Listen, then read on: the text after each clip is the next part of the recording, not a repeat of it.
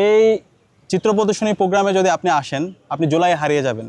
এবং গত 16 বছর জুড়ে হাসিনার যে ফেসিবাদ ছিল, গুম খুন আয়নাগর প্রকল্পের মাধ্যমে এই বাংলাদেশকে যে একটা অকার্যকর রাষ্ট্রে পরিণত করেছিল এবং বাংলাদেশের মানুষের উপর যে নির্মম নির্যাতন নিষ্পেষণ হয়েছিল, তার চিত্র আপনি এই প্রদর্শনীতে দেখতে পাবেন।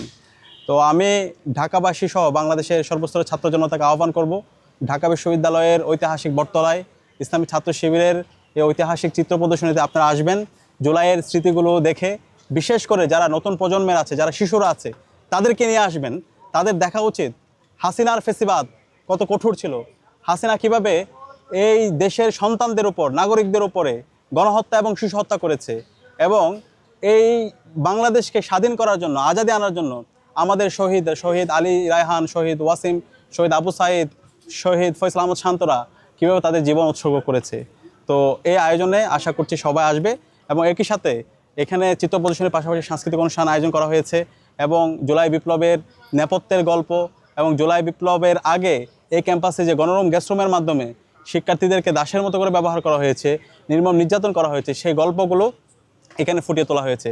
এবং একই সাথে যে ফ্যাসিস্ট হাসিনা, খুনি হাসিনা জুলাই বিপ্লবে আমাদের ভাই বোনদের উপর গণহত্যা এবং শিশু হত্যা করেছে, তার ইতিমধ্যে রায় কার্যকর হয়েছে, তার ইতিমধ্যে রায় এসেছে, এবং সে রায় কার্যকর করার জন্য তার প্রতীকী ফাঁসির এখানে ব্যবস্থা করা হয়েছে। তো আপনারা দেখে নিঃসন্দেহে সেটা আনন্দিত হবেন। এবং পুরো আয়োজনে ইসলামী ছাত্র শিবির এখানে আরও অনেক বিভিন্ন ধরনের তাদের কাজগুলো সেখানে তুলে নিয়ে আসার চেষ্টা করেছেন। আমি ঢাকা বিশ্ববিদ্যালয় কেন্দ্রীয় ছাত্র সংসদের পক্ষ থেকে ইসলাম ছাত্র শিবির ঢাকা বিশ্ববিদ্যালয় শাখাকে জুলাই নিয়ে চমৎকার এই আয়োজন করার জন্য আন্তরিক মোবারকবাদ জ্ঞাপন করছি। একই সাথে আছে এবং ছাত্র সংগঠন আছে, রাজনৈতিক সংগঠন আছে, আমি তাদেরকে অনুরোধ করব এই জুলাই নিয়ে, জুলাই বিপ্লব নিয়ে আমাদের বেশি বেশি আয়োজন থাকা দরকার। এই জুলাইটা সবার, আমরা ফেসিবাদ বিরোধী যত শক্তি আছি সবাই এই জুলাইকে ধারণ করা দরকার। জুলাইয়ের স্মৃতিগুলো প্রত্যেকটা প্রান্তরে প্রান্তরে আমাদের ছড়িয়ে দেওয়া দরকার। ঢাকা বিশ্ববিদ্যালয় গত বছর 36 জুলাই আমরা থামবো না শীর্ষক 3 দিনব্যাপী প্রোগ্রাম করেছিল টিএসসিতে।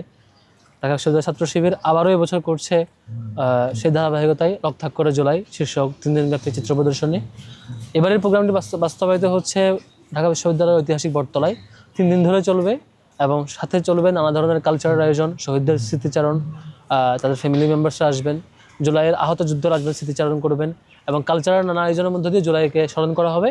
এবং আপনি এক নজরে ঘুরে আসতে পারবেন গত 15 বছর কেমন ধরনের টর্চার চলতো এখানে, এবং ভয়ঙ্কর ফ্যাসিবাদ কেমন করে বাংলাদেশকে গ্রাস করে ফেলেছিল, এবং আমরা পুরো জুলাই ধরে অগাস্টের 5 তারিখ পর্যন্ত কী কী কর্মসূচির মধ্য দিয়ে কী চড়াই উতরাই পার হয়ে আমরা এই ফ্যাসিবাদকে বাংলাদেশ থেকে তাড়িয়ে দিয়েছি, তাড়াতে বাধ্য করেছি, পালিয়ে যেতে বাধ্য করেছি। পুরো ক্রনোলজিটা, পুরো হিস্ট্রিটা আমরা এখান থেকে জানতে পারবো, এবং সবাই একসাথে সেই জুলাই ইতিহাসে হারিয়ে যাব। জুলাইকে আবারও দেখবো, আবারও শিখবো নতুন করে কেমন করে দেশকে ভালোবেসে জীবন দিতে হয়, এবং আগামীর বাংলাদেশের জন্য নিজেদের প্রতি জুলাইয়ের আকাঙ্ক্ষা, শহীদদের সেই রেখে যাওয়া যেই স্পিরিট আমাদের হৃদয়ে জাগ্রত করবার কথা, সেটি আমরা টিএসসির গত বছরে যেমন টিএসসিতে এসে পেয়েছিলাম, এবার আমরা বটতলায় এসে পাবো। সবাইকে আমন্ত্রণ জানাচ্ছি ঐতিহাসিক বটতলায়। আজ সকাল 8টায় শুরু হয়েছে, টানা 3 দিন চলবে, যে কোনো সময় আসতে পারেন, আপনার দাওয়াত রইল।